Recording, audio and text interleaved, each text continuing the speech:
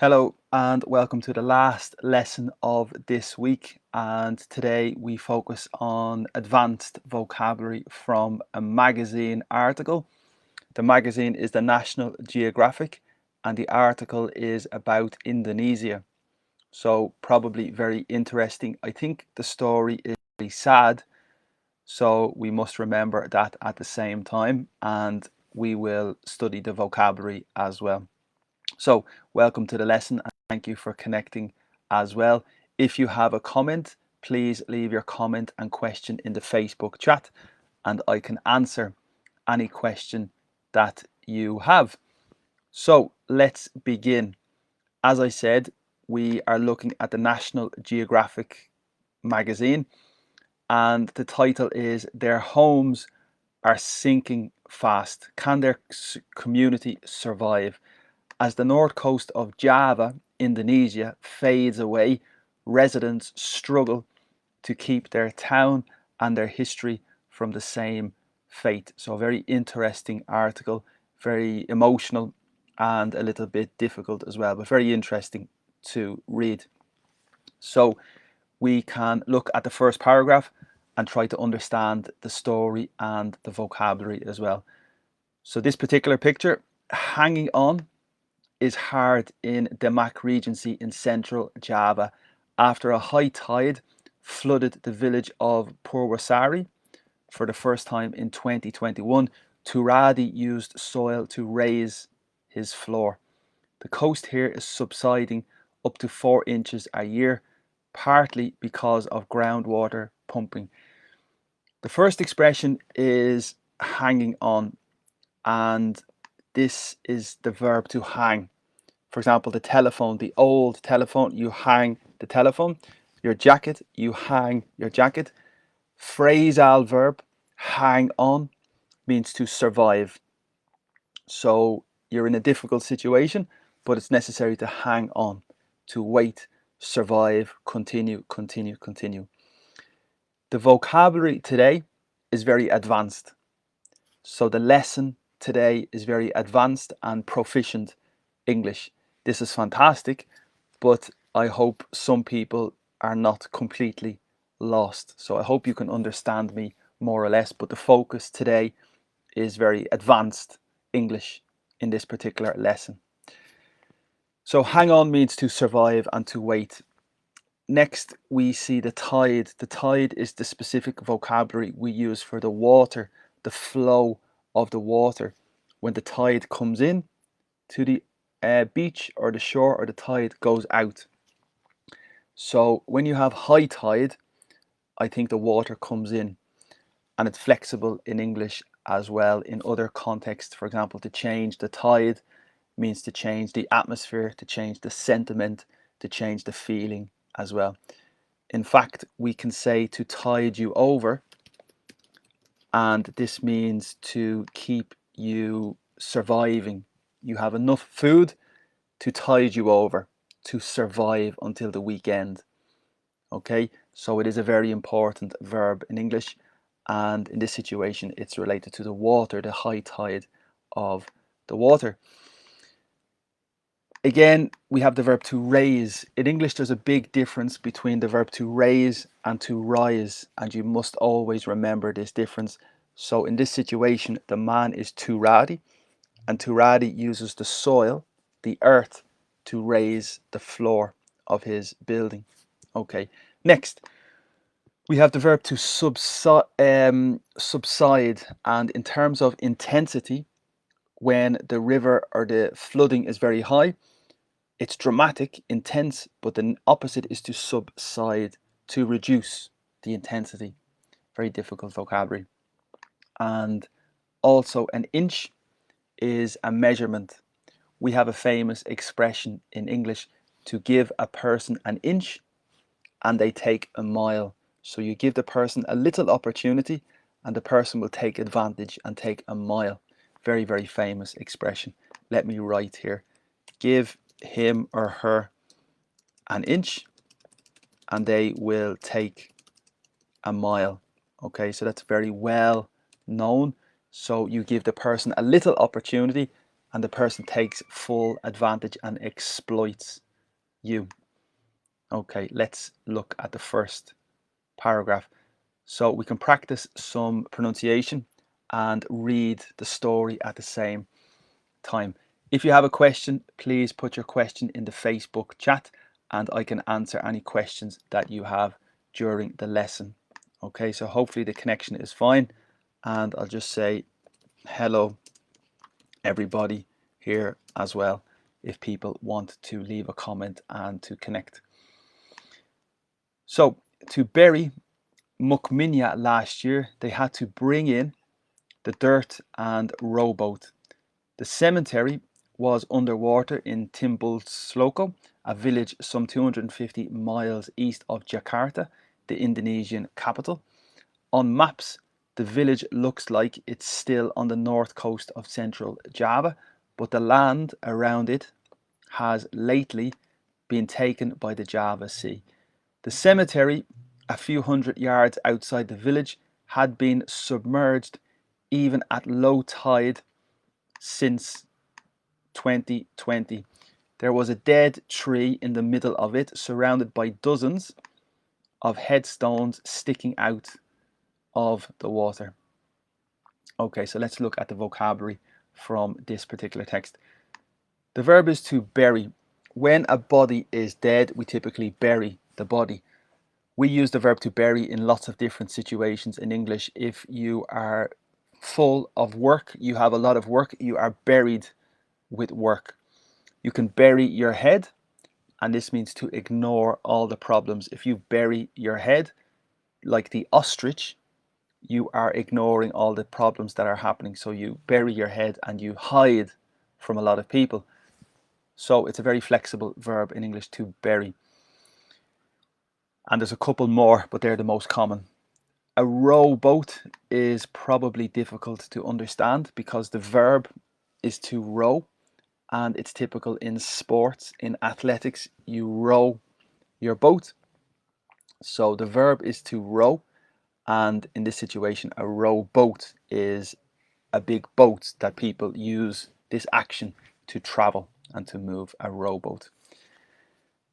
Okay, nothing too difficult in the rest of the paragraph. And lately is very important with the significance recently. Okay, so for example, lately you are feeling very sick, lately you are feeling tired, lately you are not eating. This has the significance recently. Recently you're not eating, recently you're feeling tired. So lately has the significance of recently. A yard is a measurement. In English we have different measurements, and sometimes we have a meter, we have a foot, and we have a yard. So a yard is a type of measurement of distance in English. And we have some expressions that are funny. In Dublin or in English, we say to give out yards. And remember, the phrasal verb to give out means to complain. If the person is angry, the person is frustrated, the person gives out. And if you give out yards, you're giving out a lot. Okay, we can have a yard stick, and a yard stick is the measurement for progress. So this person is performing very well, and this person is the yardstick for other people. So other people must meet this level of performance because he or she is the yardstick. A yard also is in school. It is like the patio, the place where the children play at lunchtime is the yard. So it is a very important word in English in different situations. In this case, it's a measurement of distance. And dozen, very important word in English. What is the significance of dozen? Basically, dozen represents 12, exactly the same as 12. Typical in the bakery, you go to the bakery and you ask for a dozen of eggs, you will receive 12 eggs. But we use this very frequently in English. You can say dozens of people, and this means a lot of people. We have one famous expression. We say the situation is like 6 in one hand and half a dozen in the other. So 6 in one hand, half a dozen in the other.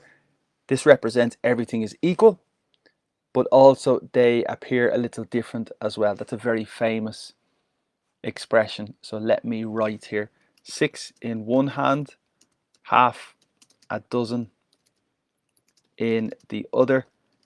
And that basically is what I explained, that you have everything is very equal really, but it's described differently. So maybe the things look different, but they're the same. Essentially they're the same, because half a dozen represents 6 and 6 is the same.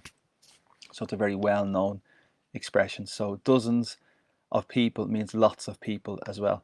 So in this situation, dozens of headstones really means lots of headstones. A headstone is the object to identify a dead body. So when you go to a graveyard where all the people are buried, dead, the headstone is the stone that gives the information for this particular person who is dead in this location. That is the headstone: the name, the information, the occupation, the date of birth, and some little message. That's a headstone. So in this case, they have lots of dead bodies with the stones, the headstone, like in the graveyard, sticking out of the water. Okay, so to stick out is important because we have lots of combinations with this phrasal verb, or this combination to stick out. Let me explain a couple of expressions here. The first expression is to stick out like a sore thumb. Okay, so if something sticks out like a sore thumb, this means it's very obvious to see, because your thumb is sore, painful, it's inflamed. And if your thumb is inflamed, this means it's very obvious to see the thumb. So it's a very famous expression that something sticks out like a sore thumb. Let me write that expression for you to take your notes and to remember. To stick out like a sore thumb. We can stick your neck out. This is important as well, because to stick is to put, and to stick your neck out basically means you are vulnerable and you could lose your neck, because it's a risky situation. You're taking a chance, you're taking a risk, you are sticking your neck out, and maybe you will lose your neck.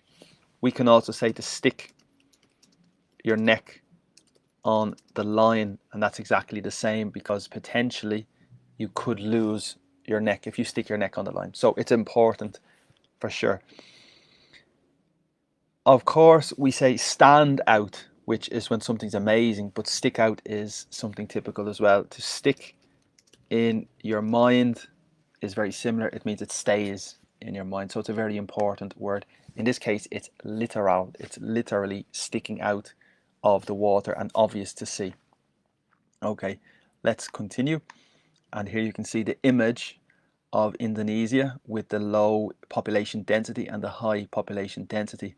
So Jakarta is obviously a high population density location in Indonesia on the island of Java, and Timbuktu Loco is also highly densely populated. So Java is maybe the most densely populated island, and that's interesting.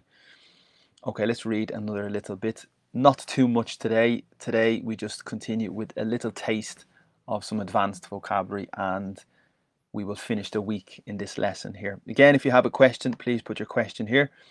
And I don't see anything at the moment. The internet, I hope, is okay, more or less. And again, please leave your comment and say hello if you want. So, Mukmina was in her early 70s when she died. She would have remembered, as surviving elders do well, how green and prosperous their village once was. Paddy fields stretched as far as the eye could see. Villagers grew coconuts, red onions, chilies, cabbages, carrots, potatoes. Let's look at this paragraph. So the verb is to die, and at advanced level this is no problem, but this is just a little reminder. The verb is to die. The past is died, she died. The adjective is different. The adjective is dead. The person is dead, the city is dead, the atmosphere is dead, the connection is dead. So the verb is to die, the past is irregular, and the adjective is dead. But there is a noun as well, and the noun is the death. So you can see the little differences between all the words, and you must pay attention to the little differences here because they are very important in English. So you can see the verb to die, the adjective dead, and the noun is the death. Okay. Also, it's the conditional. She would have remembered hypothetically if she had survived, she would have remembered. That's very, very advanced, complex verbal tense. An elder. What is an elder? An elder is a person who is old. So this is very peculiar in English, and probably you are familiar because old is an adjective, but we can say an elderly man, and this basically means an old man. In the family, you can have the eldest in the family, and this basically means the oldest person in the family. You are the eldest, he is the eldest, she is the eldest. So it's a bit tricky and a bit irregular because normally old is very well known adjective, old building, old house, but elderly is specifically related to a person who is old and the eldest in the family. So we always say respect your elders, and this means that you give respect to the people who are older than you. Okay. Again, adjective prosperous. The village is very prosperous. It's very healthy, very good economically. And a paddy field. What is a paddy field? Paddy is a name.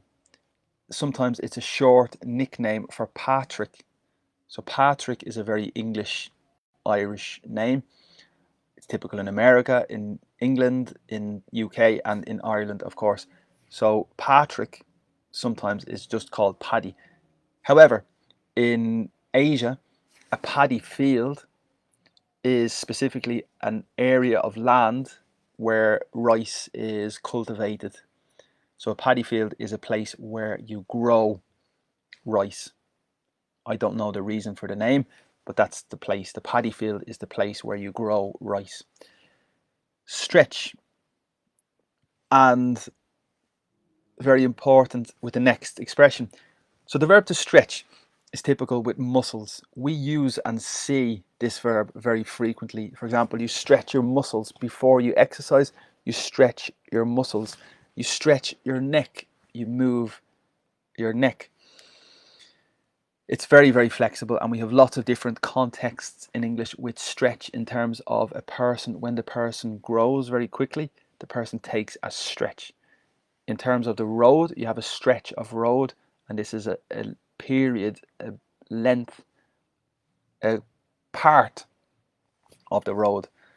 So in this situation, the paddy field stretch as far as possible to see. So you can see a particular limit, and the paddy fields continue in that limit as far as the eye could see. Really, really good quality expression.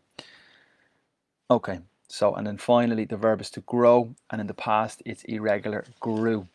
Grow, grew, grown. Past irregular of the verb. Okay, let's continue to the next paragraph. Again, if you have a question, please put your question here. I don't see any questions at the moment, so that's no problem. And we continue a little bit more to the next paragraph. Whatever seeds you threw to the ground, they would grow, recalls Ashar, the village leader. He's lean and muscular and only 39, but he too remembers the better days. The water has come on fast in just the past 2 decades. So whatever is very important, whatever, how do I explain this? Whatever the weather, it does not matter the weather, it does not matter the seed. A seed is something you put in the ground to help you grow the crops and the plants and the vegetables. You need to put a seed in the ground. As a metaphor for a person, you can plant a seed in the person's imagination. This means that you put the idea in the person's mind, you put the idea in the person's thoughts, and something will grow.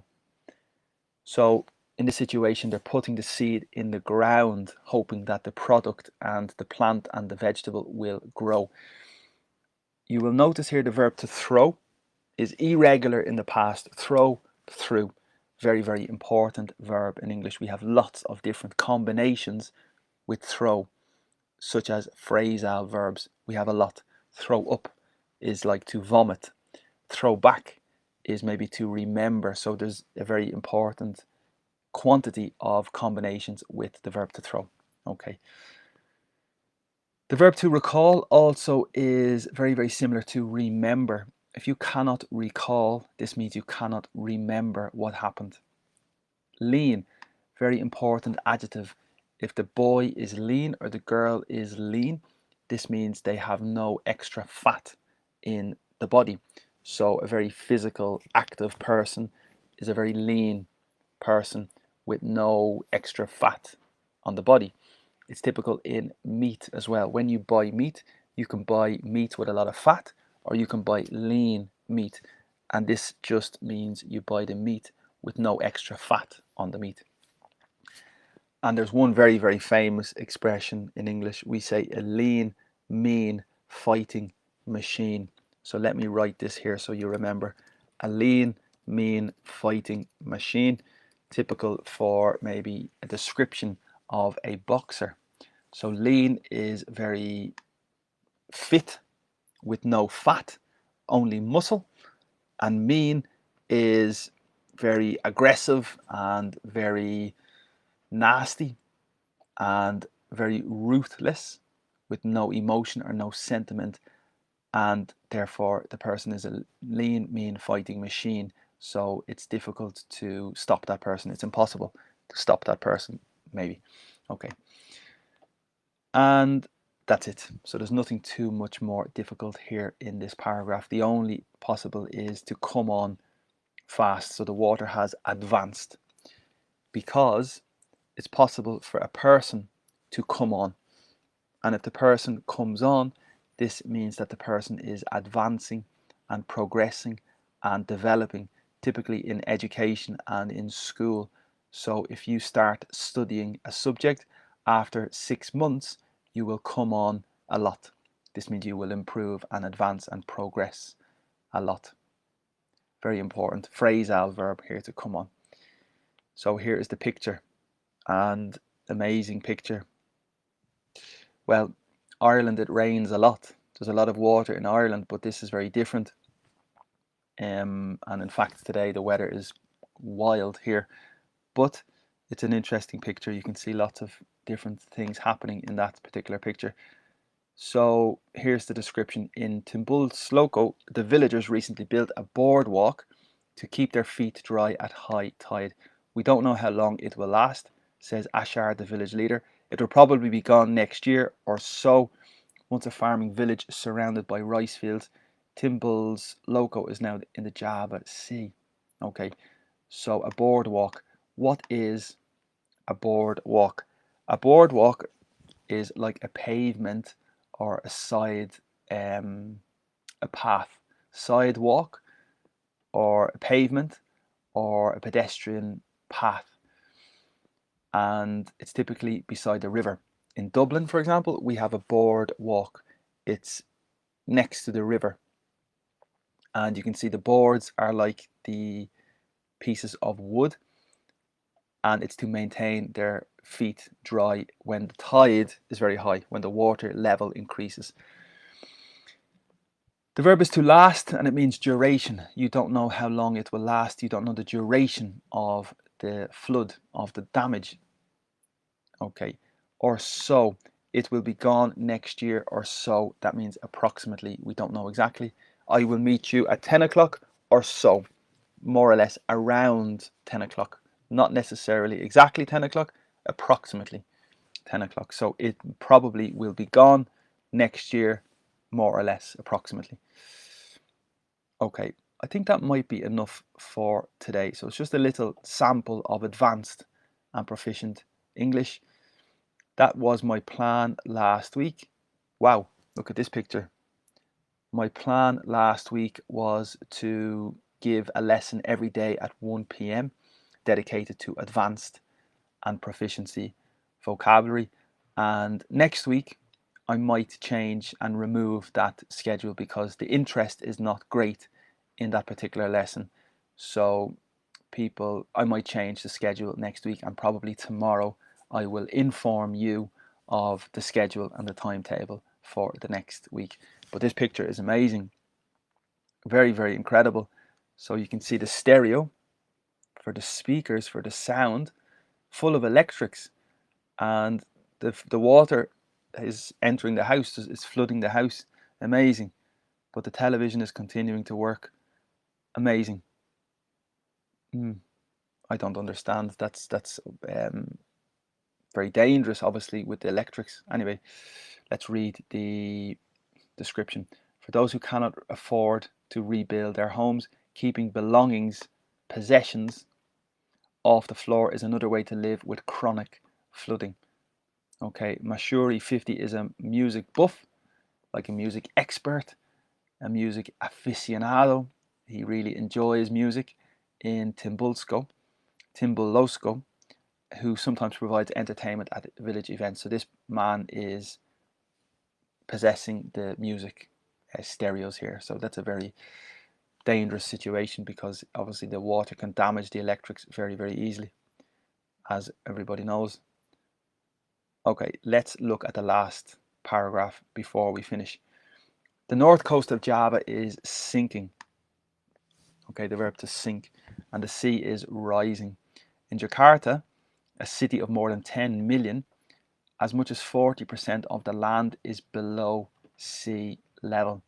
But Dimak Regency, which includes Timbul's Loco, is one of the hardest hit areas. This means hardest impacted areas. While global warming is raising sea levels worldwide by around an eighth of an inch a year, the land here is sinking as much as 4 inches.